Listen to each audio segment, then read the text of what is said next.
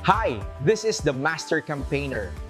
Kung napadaan sa'yo ang video na ito, hindi ito aksidente.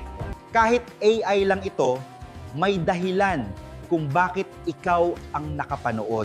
Hindi ito ang totoong ako. This is my AI version. And yes, this entire video is AI generated. Bilang government employee, sanay tayong mag-alaga sa publiko. Pero ang tanong, sino ang nag-aalaga sa'yo? Kayod dito, serbisyo doon. Pero aminin natin, isang pagkakasakit lang, pwedeng maubos ang pinaghirapan nating bonus at savings. Mahirap magkasakit, lalo na kung ang budget ay saktong-sakto lang. Alam nyo ba na mayroon tayong Government Personnel Health Card mula sa Kaiser International? Sa halagang 7,000 pesos lang kada taon, halos presyo lang ng isang sapatos o ilang kape, may 75,000 pesos coverage ka na per illness.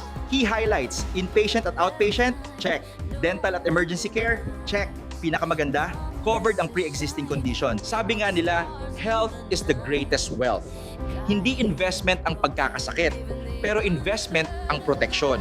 Ang tunay na serbisyo publiko ay nagsisimula sa pag-aalaga sa sarili para mas marami pa tayong matulungan. Kabsat, huwag hayaang mapunta sa hospital bill ang pangarap ng pamilya. Mag-Kaiser na! Send me a message para malaman mo kung paano mag-apply. Message, contact details, o comment HELP below.